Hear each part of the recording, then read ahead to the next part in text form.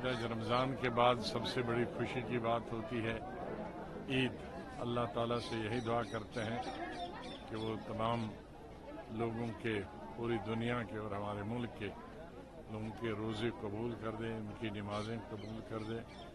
और आज ईद के दिन सारे भारत में लोग खुशियाँ मनाएं, सब मिलजुल के, हिंदू मुसलमान सिख इत्तेहाद, हमारे देश में इत्तेफाक हो, एकता हो, इत्तेहाद हो, खुशहाली हो, गुर्बत ख़त्म हो जाए, जहालत ख़त्म हो जाए, बेकारी बेरोज़गारी ख़त्म हो जाए। यही दुआ आज की जा सकती है पूरे मुल्क के लिए। और सबको मेरी तरफ से ईद मुबारक। सबको हमारी तरफ से ईद मुबारक। Thank you sir.